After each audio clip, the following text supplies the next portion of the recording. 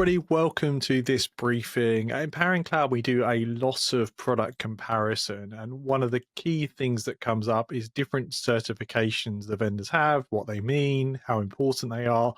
And right at the top of that list is SOC 2 and SOC 2 Type 2.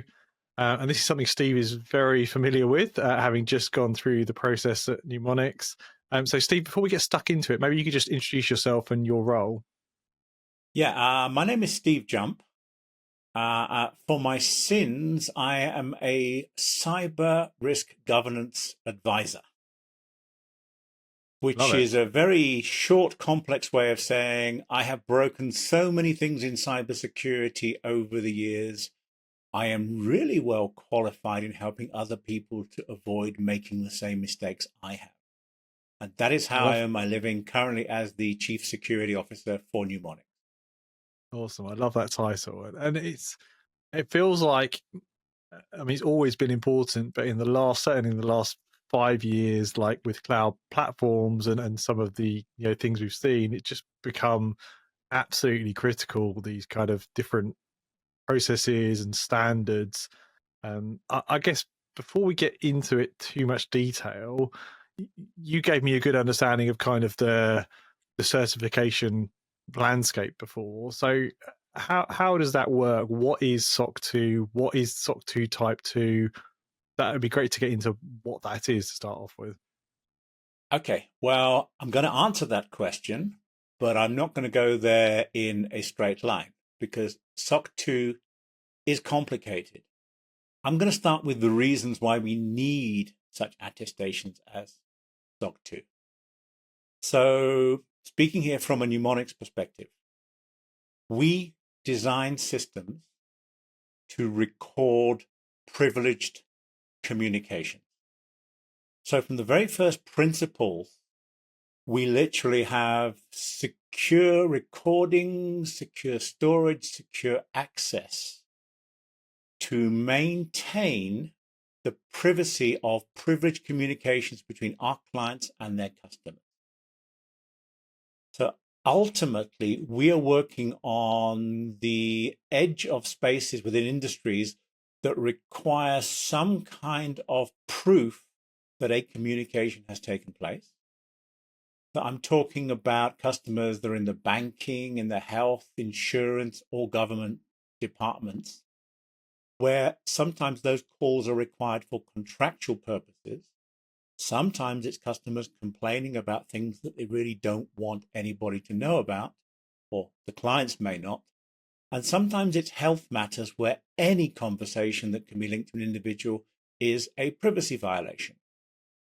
So that's the principle of the recording. It's to enable business in those spaces.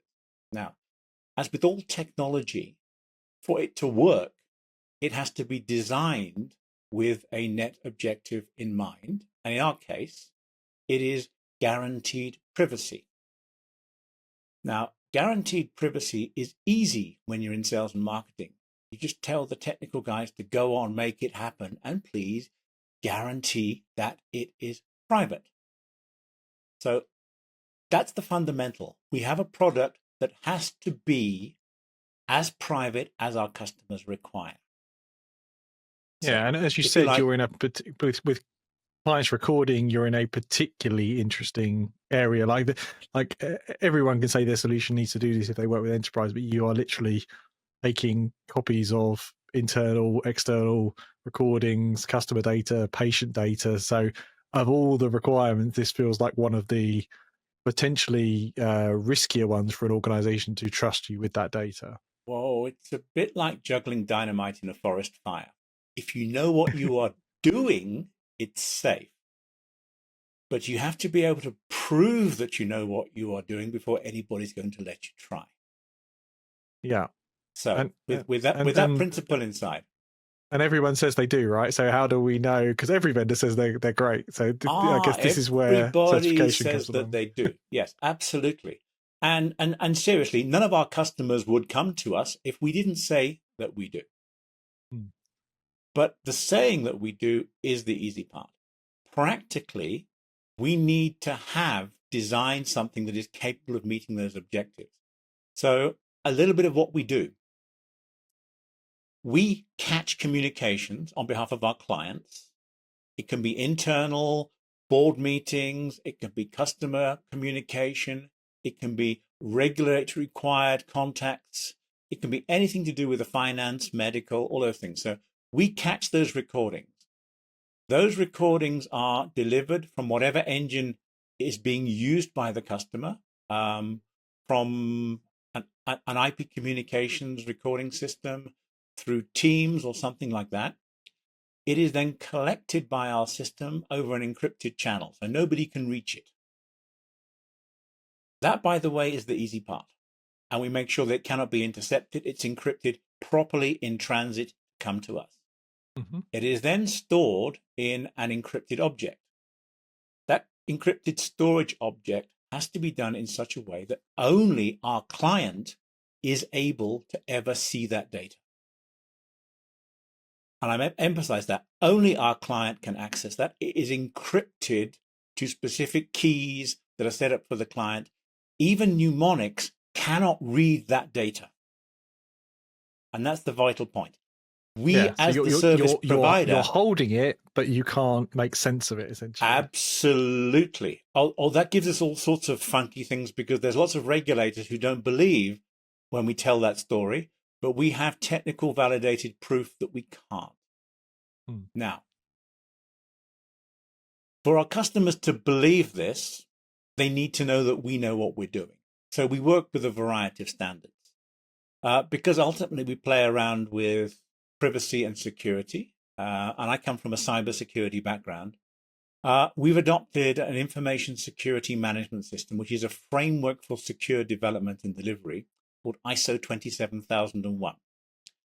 So to quote the name, I'll call it ISO 27001, but it's ISO 27001 2022. That is a significant difference, because 2022 was the first time ISO 27001 included controls for governance. That's interesting. So there's a distinction there that I don't normally hear, which is people say they have ISO XYZ, but they don't do the subversion. So that's interesting. Well, see, the governance, I'll get there. It's a long story.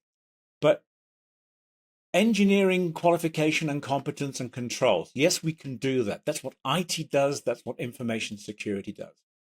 It is not difficult to do it, but it is difficult to do it in a way that meets standards, but also in a way that you can repeatedly prove is still being delivered. So that is part of what we do. By definition, anything with that level of encryption is a complicated infrastructure. So the controls and security is difficult to manage. It requires employment and use of qualified, competent, and accredited practitioners. I'm not sure I could say that twice without that. Yes, difficult. But the fact is, the technical side just requires standards. In other words, we need to know what the vulnerabilities are. We need to know how to test it. And we have multiple stages of testing for every change that we make. And that works within a governance framework. This is where I fit in. I am, generally speaking, a nice person, but my job is to make sure that everything that we say we are doing, from design to test to delivery to release for production system, for recovery, for error recovery, all of the things that can go wrong, and it's IT with encryption, it can go wrong. Our design is, if it ever goes wrong, the customer data can never be exposed.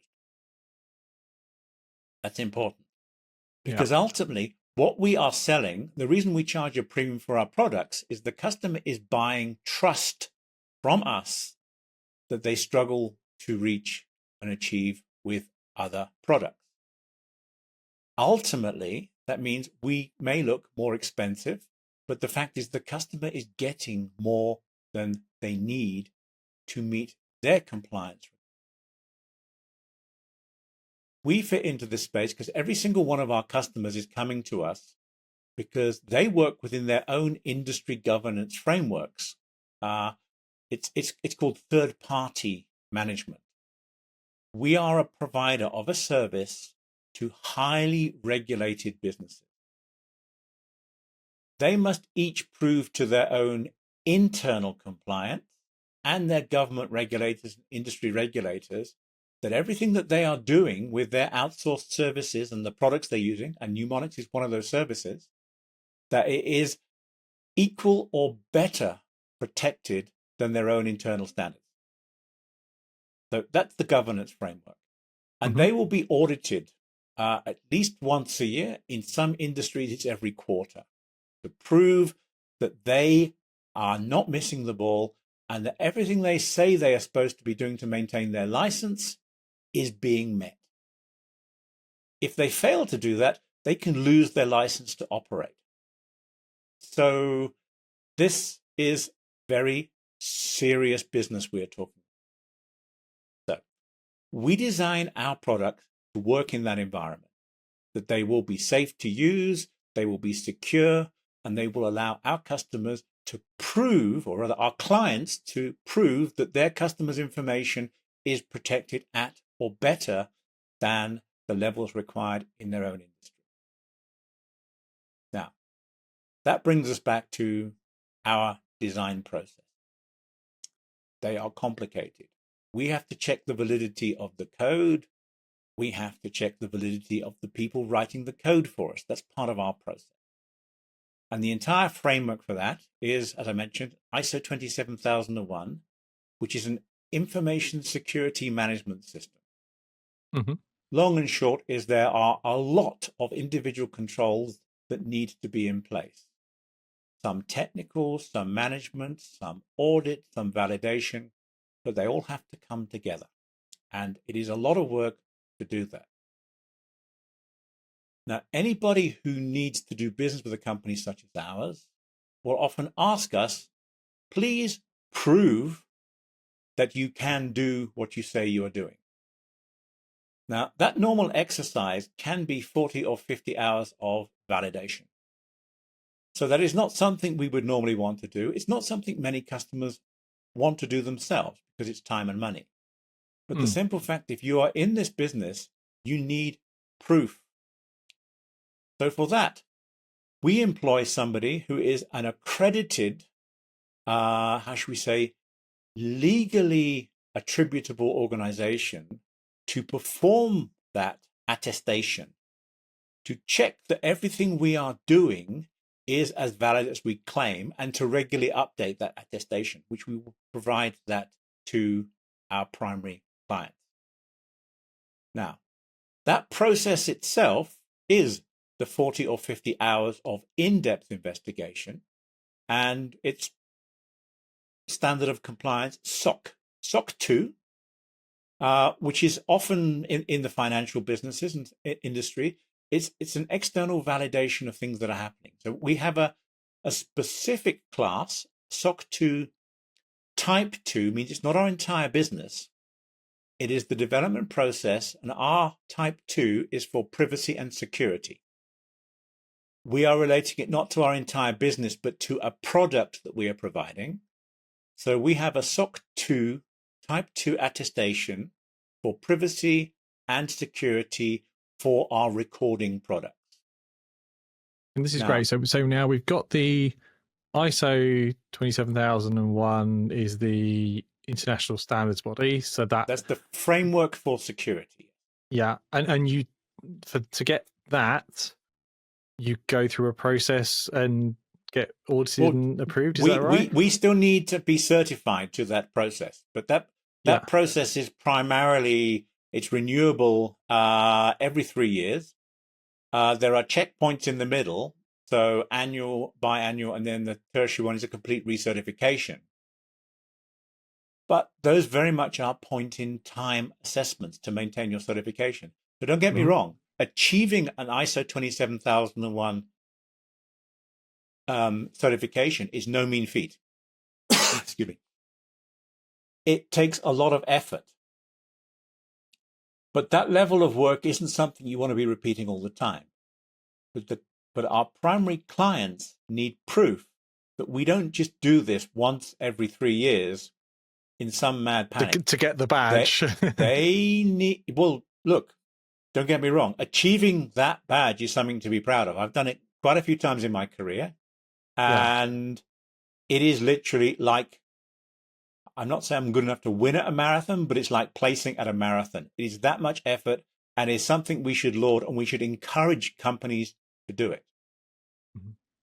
That is the entry ticket.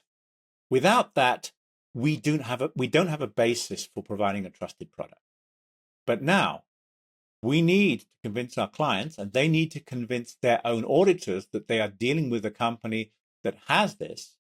So we have our homework marked, and that becomes our SOC 2 Type 2 attestation.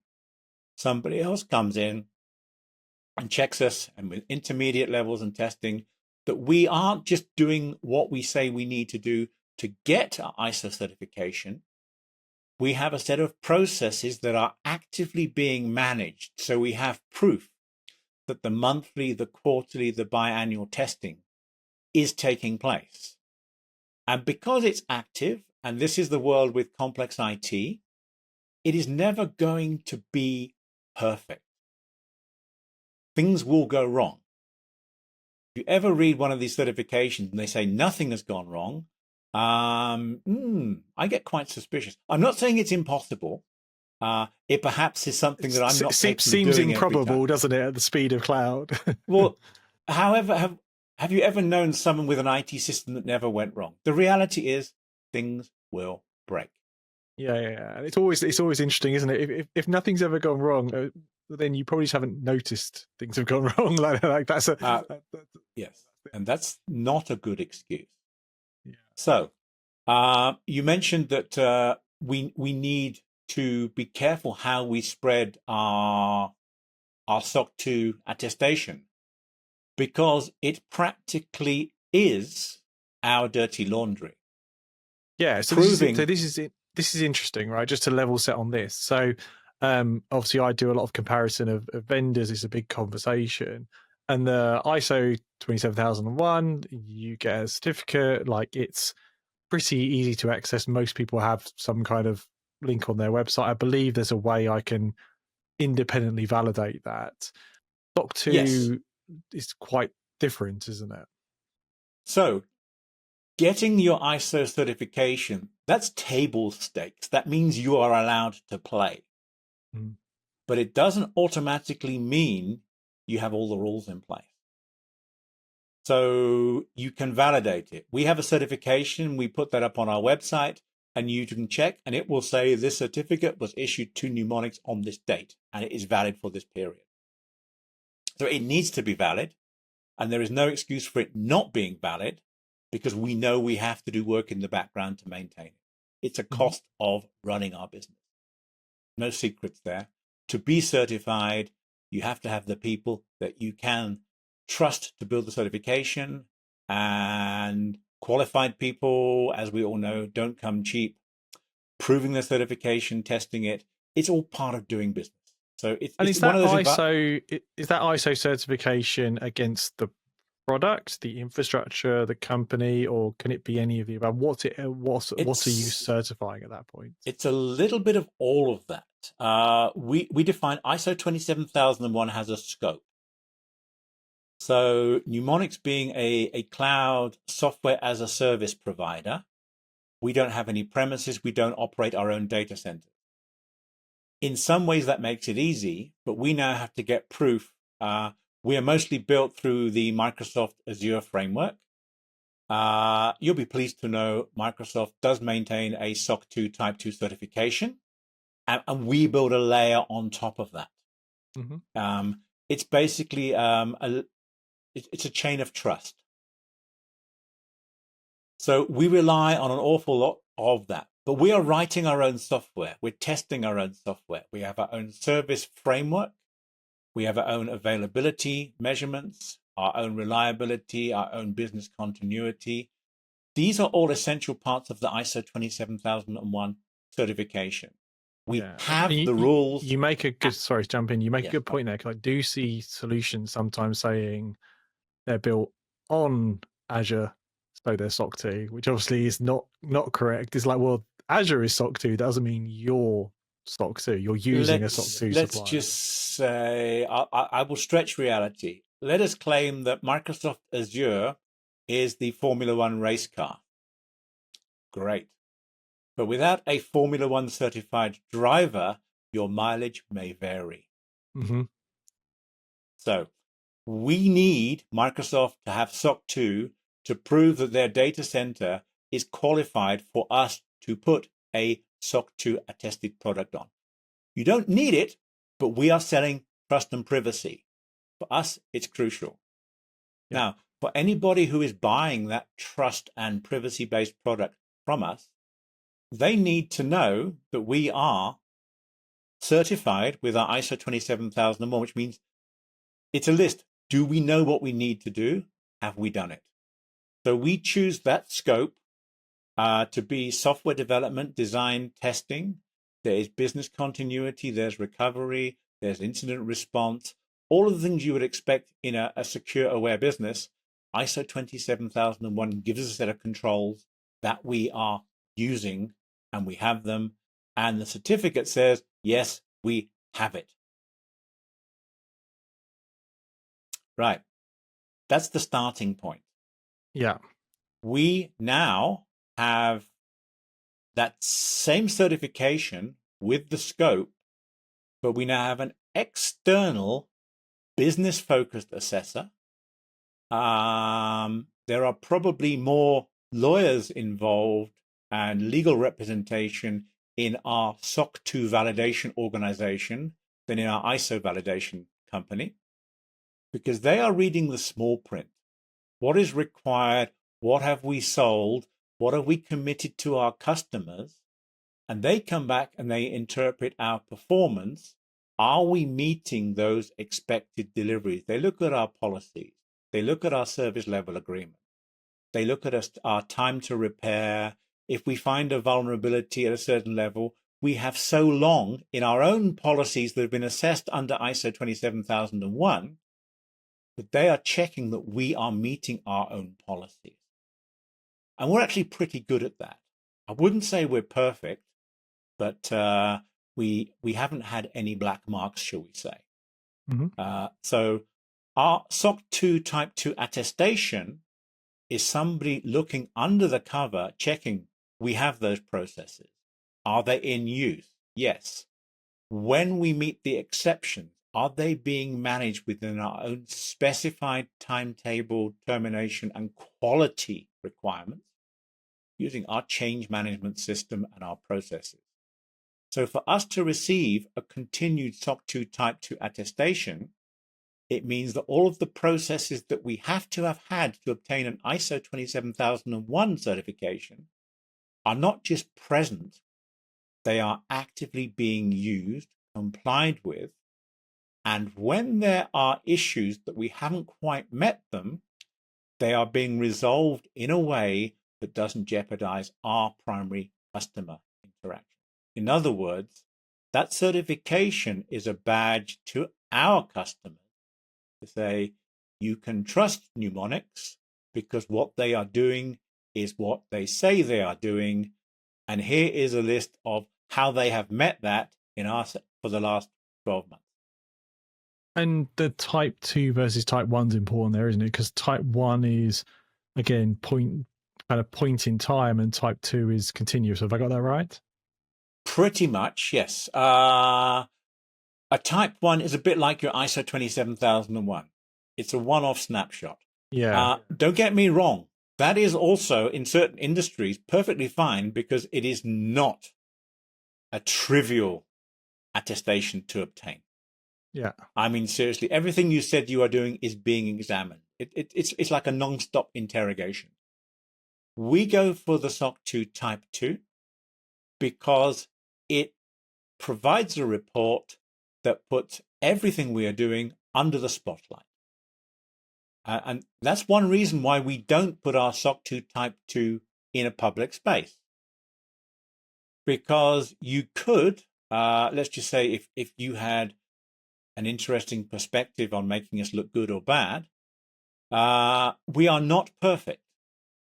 But the SOC 2 Type 2 does not say we are perfect. It says we are better than we need to be to meet this certification. Yeah, and this is the whole industry standard, isn't it? Which is interesting for me, is like to get hold of these reports, I can't just Google them for all the solutions. I have to go to the individual vendor and ask. And even then, most of the time it'll be only if you're a serious customer, only if you're under NDA, only if you have an enterprise agreement, whatever it may be. These are not reports that are handed out without some conversation, as you say. And I believe that is the way that it should be. It is possible to get a redacted report, and on occasion we've been asked to provide one by someone who's not yet a customer, not willing to sign an NDA. That is basically the legal statements that everything has been done. The actual evidence that's been used to provide that, which is at this time, perhaps they were 2 weeks late in updating a policy and things like that, but they did it, and there's work in place to make sure it. Because this isn't just marking our homework, it's the action plans on how to fix the homework for next time. It is proof that it is a live, active, and governed framework, not just a snapshot. So I say dirty laundry. It's not really dirty laundry. It's a realistic perception of a working business.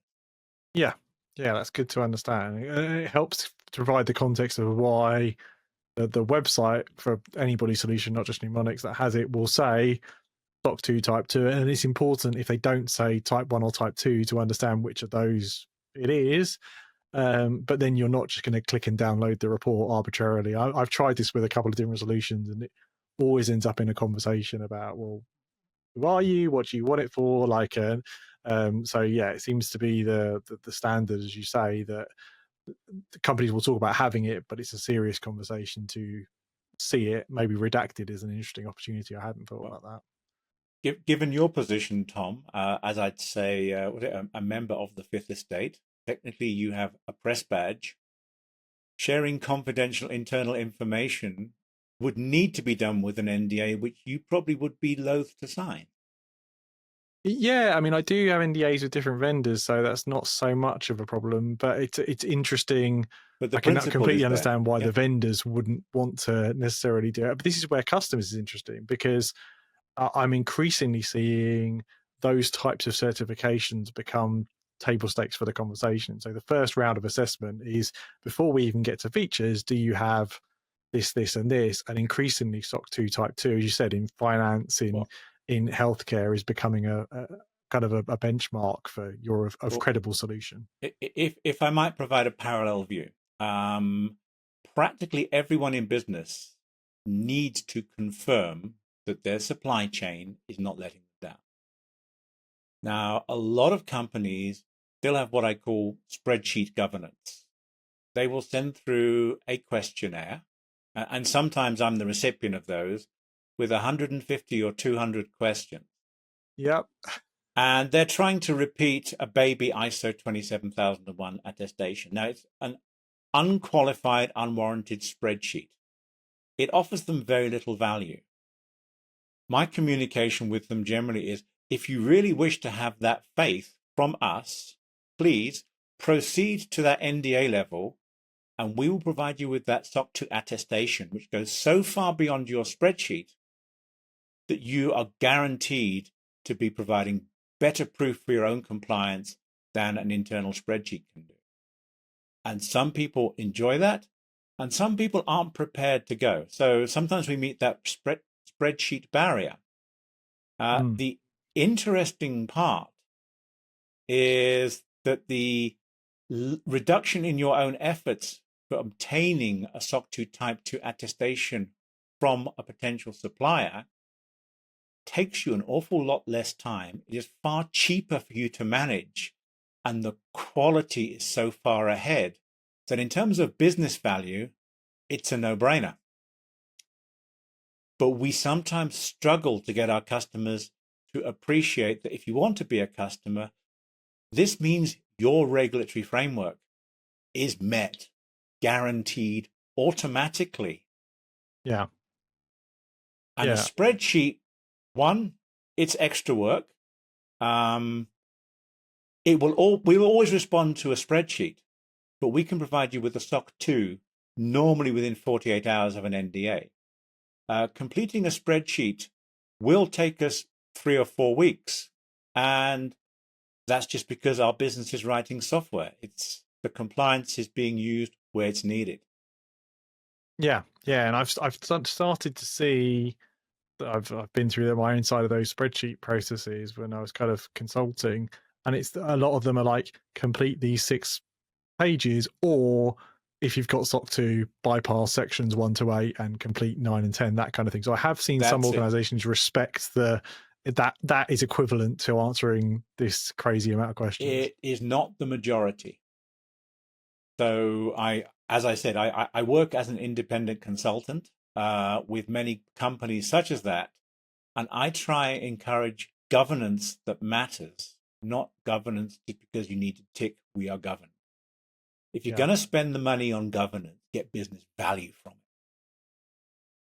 And Numonix plays in that pipeline. If you've taken the time to get our SOC 2 and you're using our product, you will understand exactly how it improves your own internal governance posture. And we can then prove that you've taken the necessary diligence to maintain the privacy and integrity of your data, and that there's no way orphaned data can ever be left on the internet. You are 100% controlling your data. If you are in Europe, you have GDPR. Everything you need to comply is now given to you in a form that you can reuse. I'm trying not to blow my own trumpet, but it actually does make your job easier, and it proves you've actually done your own homework. So I count that as the classic win-win. That's awesome. Well, Steve, thanks so much for taking the time to explain that. It's really, really useful. I think this will be a useful video for people who are going through vendor assessment, not just in Teams compliance recording, but wider than that. And for those who are interested, our research on empowering cloud, we've got all the certified vendors and who holds the ISOs and who holds SOC 2. So you can make that comparison as well if you want to. Okay. Great talking with you, Tom. I hope I provide some information, but as you say, you provided a lot. It's very hard to decode this into speak that everybody understands. So I appreciate you taking the time to the subtle differences and the comparisons. Really useful. I haven't fully decoded it, but hopefully I have made the point that if you need to trust somebody, a SOC 2 attestation is a badge of trust. You need to use that the way you need to. But if someone is unable to give you that SOC 2, now you are responsible entirely for validating that trust.